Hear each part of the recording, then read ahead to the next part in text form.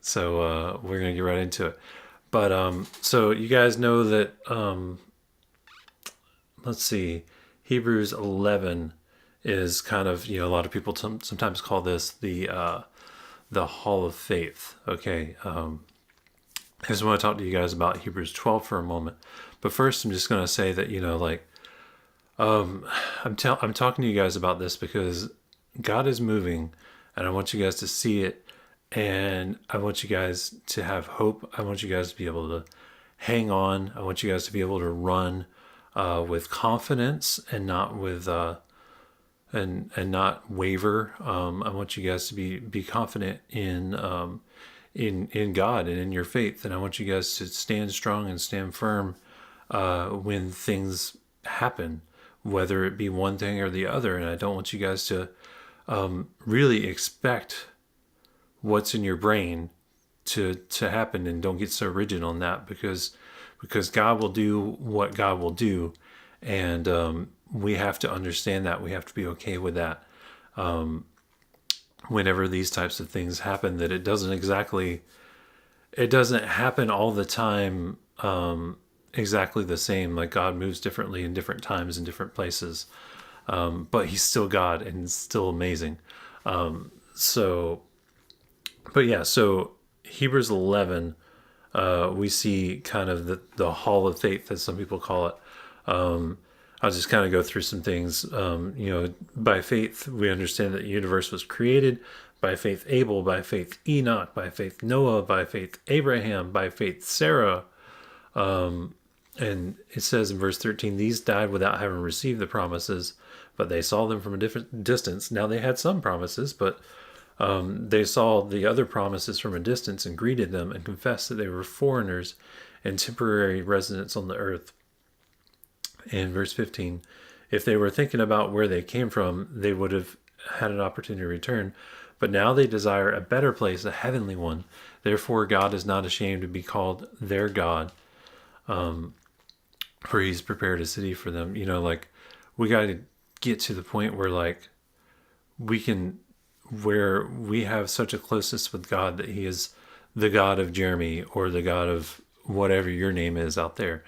That's where I want you to be, in the place with God. But you don't just start there necessarily. I mean, some people, as you can see, even through these people, some people, like Moses, seem to run into God, right? There's the burning bush.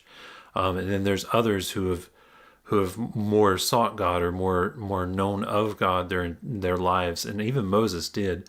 But there's different people encounter God in different ways, is what I'm trying to say with that. But in the end, he's still God. By faith, the walls of Jericho, and all these things. So I say all this just to get into chapter 12. So whenever we talk about the cloud of witnesses, I know sometimes we mention chapter 12, verse 1, and we talk about cloud of witnesses, but it's talking about all these people of faith and all those who came with them as well. But it's mentioning specifically these people who had great faith. So therefore, since we have such a large cloud of witnesses surrounding us, let us lay aside every weight and the sin that so easily ensnares us, and let us run with endurance the race that lies before us, keeping our eyes on Jesus, the source and perfecter of our faith, who for the joy that lay before him endured a cross and despised the shame, and has sat down on the right hand of God's throne. So Lewis did mention this Sunday, which I thought it was great. The race is not just our own. You've got to think of the race as like a relay race. That way, so whenever we carry our part, and we carry the faith, we carry what is in our lives to carry. But if we let that die with us, then that's where our race ends.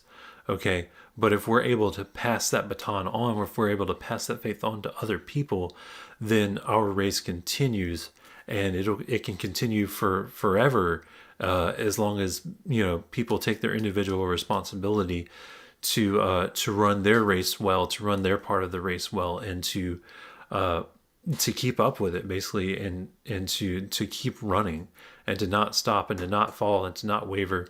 And this is how. And we're going to look at this in 12 verse 3. For consider to him, well, it's a few more verses, but consider him who endured such hostility from sinners against himself, so that you won't grow weary and lose heart. And this is what I'm getting at with you guys. I don't want you to grow weary. I don't want you to lose heart. This is the beginning of something amazing, or it could be the continuation for you. I don't know where you're at with everything, but I know right now there's an opportunity to be with the Lord, and God is doing some, God has been getting ready to do something, and I really believe that now is when something is starting, because there's just so many things that have lined up lately. Just showing God's like just his amazing mercy, and just his holiness in everything, in just the way that the things have been lining up in my life, and just like I've been talking about the past few weeks, just his what we would call mercy, but his loving kindness. And if you guys want to know what I'm talking about, go back to the past couple Wednesdays. And if I haven't did that justice, please let me know, and I will explain it even more to you personally if you want. Just because like God's kindness is so much bigger than we know, or that we know inside of ourselves, because obviously he's outside of us. And it's an attribute of him to want to, just for to want good for us. Like, it's so amazing. Like, I know that there is judgment, and yes, there is discipline, and yes, there are all those things, but at the end of the day, like, he wants us, and it's amazing in that way. He wants like our good to come out of it for his glory. It's all great. It's all good. So consider him who endured such hostility from sinners against himself, so that you won't grow weary and lose heart. In struggling against sin, you have not yet resisted to the point of shedding your blood, and you have forgotten the exhortation that addresses you as sons. My son, do not take the Lord's discipline lightly, or faint when you are reproved by him, for the Lord disciplines the one he loves, and punishes every son he receives. So what's going on here is, like, the closer you get to God, the more you realize you're not like him. and the more stuff has to come off of you, and the more you have to be shaped and molded, and the pure, like, let me give another example.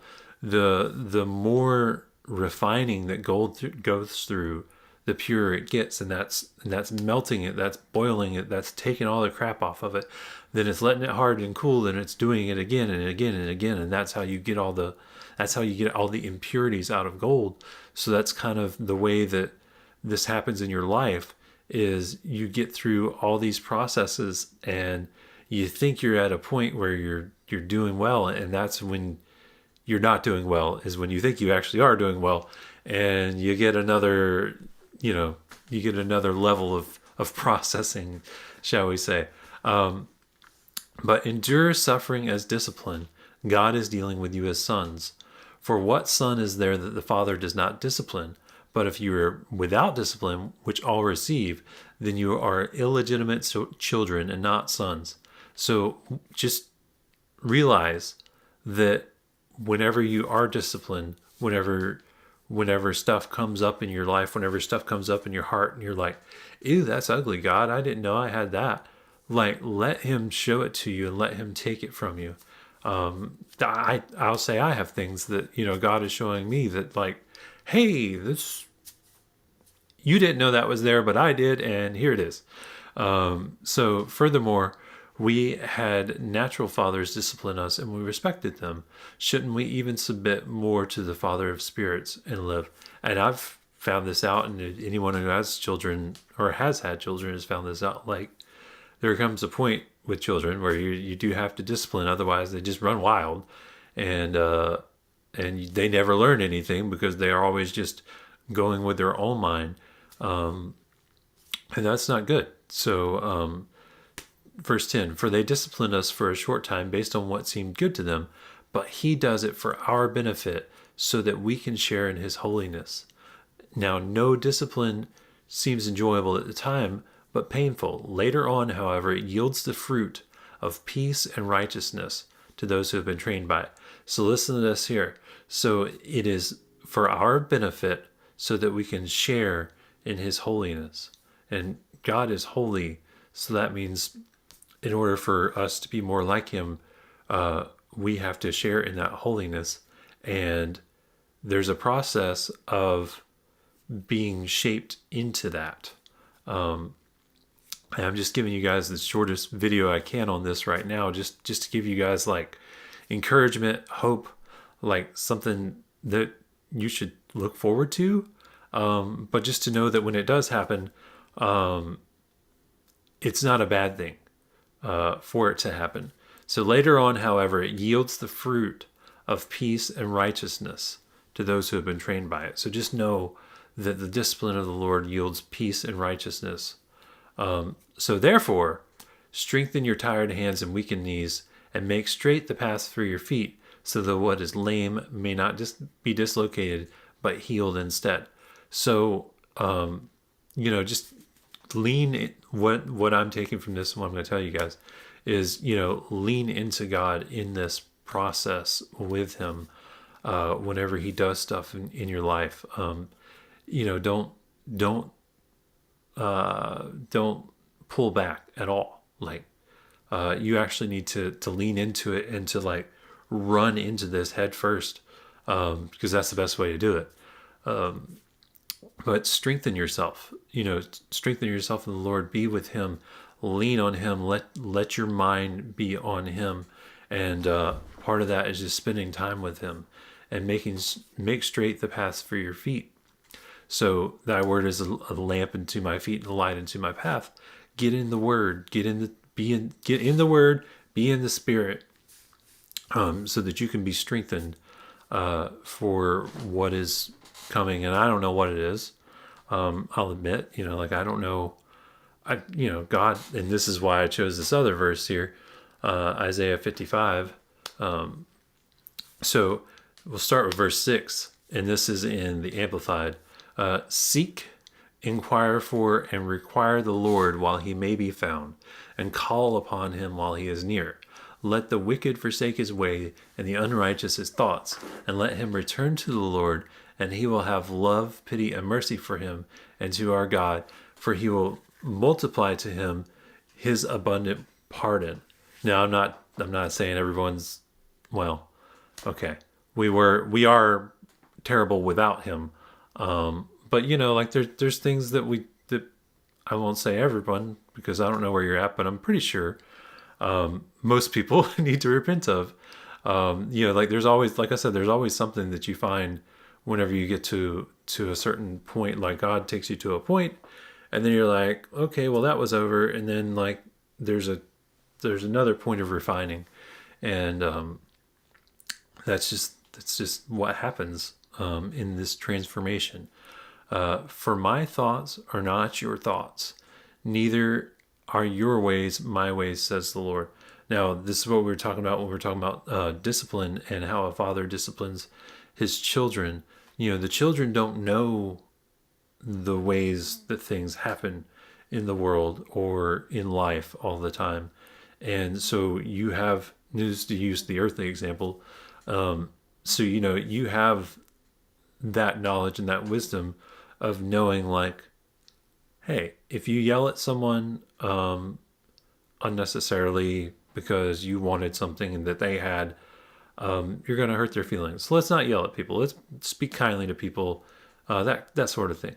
So whenever you do that, it's the same thing as God being bigger and like knowing so much infinitely more, and having so much better thoughts, and knowing the way of things so much more than we do. For as the heavens are higher than the earth, so my ways are higher than yours, and my thoughts are higher than your thoughts. And I love this. I love nature and just the way God brings it about, and the way that he uses that, especially in the scriptures.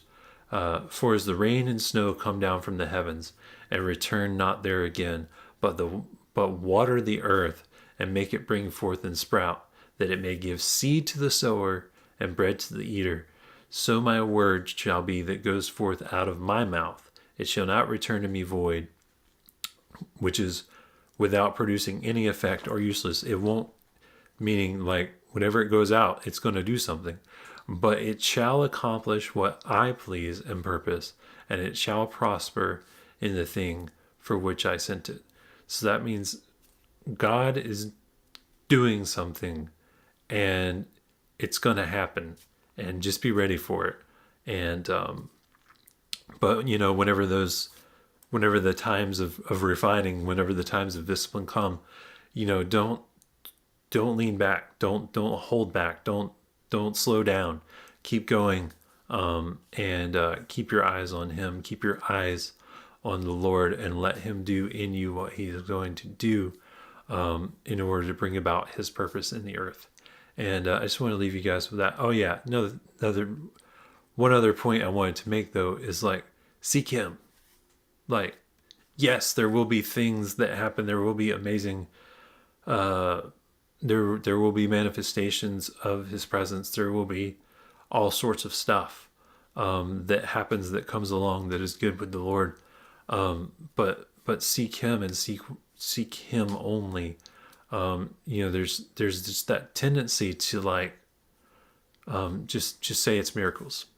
Say every time you get together, you start seeing miracles. Okay, every time you speak to someone, so then the tendency is like, oh, okay, I'm gonna speak to this person and I'm gonna see a miracle, without realizing that you've made the miracle the object of your worship, rather than God himself who brings the miracle. And that's the danger that a lot of times people fall into. So expect God, and seek him, and seek him for him, like not for the things that he can do, although he does do stuff. Like, it's kind of this subtle shift in thinking. But it's just like, okay, let's just put for instance this way. Okay, if I invited you over to my house, and maybe we had dinner, okay, and it was a great meal, it was amazing, I don't know, whatever your favorite food is, okay, and you come over like 5 or 6 more times, and we have great food, okay, so the purpose of you coming over is so that we can have a relationship. Okay, and so that we can hang out, so that we can talk, so that we can build a life together. But if you start coming over for the good food instead of for me, for that relationship, then you've come for the food and not for the relationship.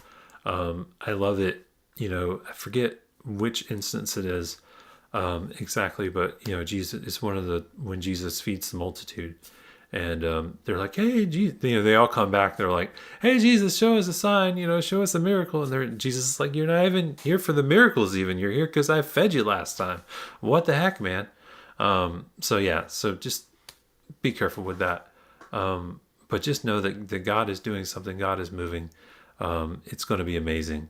And I just want to say, God bless you for watching this, for being a part of everything.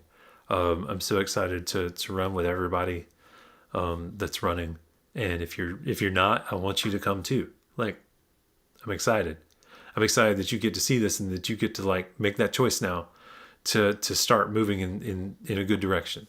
So anyways, be blessed, have a wonderful night. See you sometime.